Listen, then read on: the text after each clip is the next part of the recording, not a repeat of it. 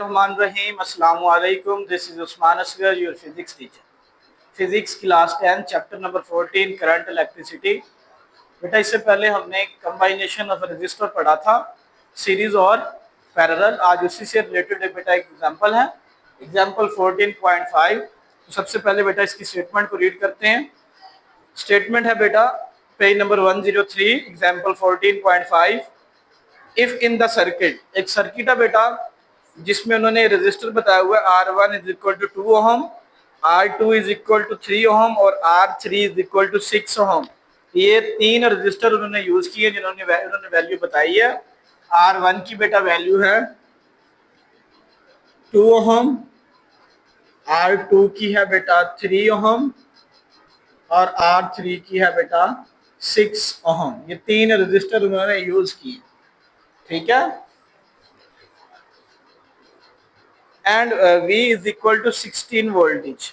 क्या यूज किया बेटा? वोल्टेज कितनी यूज किए बेटा?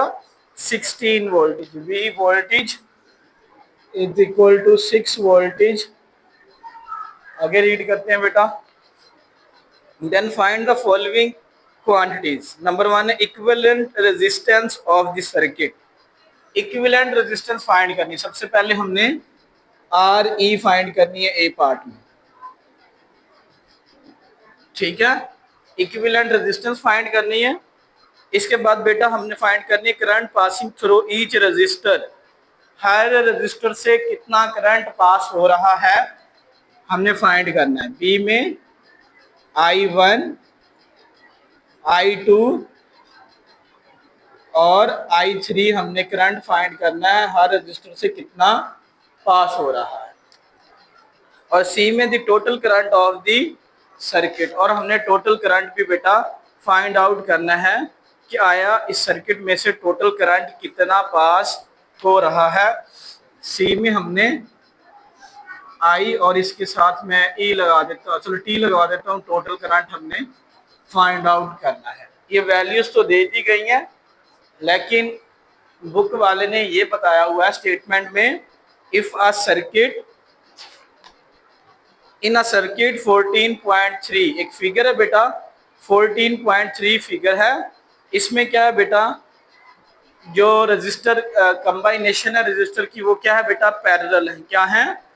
पैरेलल. 14.3 फिगर में जो रजिस्टर लगाए हुए हैं बेटा वो पैरेलल हैं. पीछे आप डायग्राम में देख सकते हैं. फिगर 14.3 पेज नंबर है बेटा जी, पेज नंबर बताइएगा बेटा.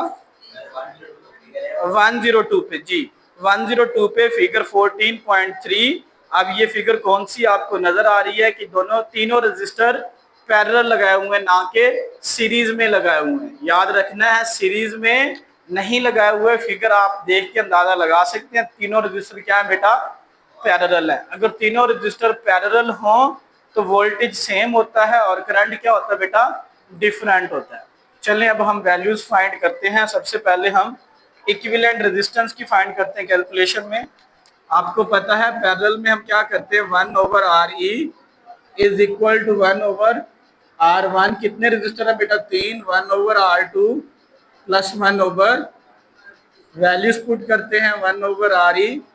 R1 की वैल्यू बेटा है 2 ओहम, R2 की है 3 ओहम और R2 की 3 ओहम और R3 की है 6 ओहम. तो क्या लेंगे बेटा, इनका एलसीएम लेंगे. एलसीएम क्या आ जाएगा बेटा, ये देखिए 2 3 6. 2 1 2, 3 वैसे 2 3 6, 3 1 3. तो एलसीएम 3 को 2 से मल्टीप्लाई करें तो 6 आ जाएगा. क्या आ जाएगा, अब 2 को किससे मल्टीप्लाई करें, 6 आएगा. 2 को हम 3 से मल्टीप्लाई करेंगे तो आ जाएगा 6. इस 3 को ऊपर मल्टीप्लाई करेंगे 1 के साथ. 3 को फिर प्लस का साइन, 3 को किससे मल्टीप्लाई करें 6 आएगा. 3 को 2 से मल्टीप्लाई करेंगे 6 आएगा. फिर इस 2 को ऊपर मल्टीप्लाई करेंगे 1 के साथ. 6 को किससे मल्टीप्लाई करें 6 आएगा. 1 के साथ करेंगे 6 आ जाएगा. फिर 1 को ऊपर 1 से करेंगे तो 1 आ जाएगा. 1/RE is equal to 3 + 2 + 1 6. 6 divide by 6 cancel हो जाएगा. 1/RE is equal to 1. तो हम इसे रिवर्स कर देंगे. RE is equal to 1 ohm. क्या आया बेटा, R E is equal to 1 ohm equivalent resistance आ गई, यही है ना बेटा। चलें आगे फिर हम बेटा फाइंड करते हैं, दो चीजें हैं, करंट और total current. One by one find करते हैं हम। आई करंट भी फाइंड करते हैं और I1 भी, I2 भी और I3 भी फाइंड आउट करते हैं। आपको पता है ओहम लॉ के मुताबिक V is equal to I R. I find करना है तो V ओवर R हो जाएगा, क्योंकि वोल्टेज सेम है, करंट डिफरेंट है, I1 R1। चलें I1 फाइंड करना है तो वैल्यूज पुट करेंगे। I1 V वोल्टेज कितना है बेटा 6 वोल्टेज, डिवाइडेड बाय रेजिस्टेंस कितनी आर वो 2 है, 2 1 द 2, 2 3 द 6, तो I1 आ जाएगा 3 एम्पेयर। अब हम बात करते हैं करंट सेकंड की। आया रजिस्टर सेकंड में से कितना करंट पास हो रहा है, I2 is equal to V over R2। Values put करते हैं बेटा। I2 is equal to voltage 6 है, रेजिस्टेंस बेटा 3 है, 3 1 द 3, 3 2 द 6, तो I2 आ जाएगा बेटा 2 ओहम, सॉरी 2 एम्पेयर, क्योंकि करंट का यूनिट है एम्पेयर। अब हम तीसरा करंट फाइंड आउट करते हैं। I3 is equal to V over R3। I3 is equal to voltage 6 है, रेजिस्टेंस भी बेटा 6 है, 6 6 से कैंसिल हो जाएगा, तो करंट 3 क्या आ जाएगा 1 एम्पेयर आ जाएगा। और सी पार्ट में उन्होंने टोटल करंट पूछा हुआ है, हम इस सारे करंट को क्या कर देंगे बेटा ऐड कर देंगे। I is equal to I1 I2 I3 की टोटल करंट। I1 कितना है बेटा 3 प्लस 2 प्लस 1, तो आई टोटल करंट क्या आ जाएगा बेटा 6 एम्पेयर आ जाएगा। ये बातें उसने पूछी हुई हैं, तो ये हमने चीजें फाइंड आउट कर ली।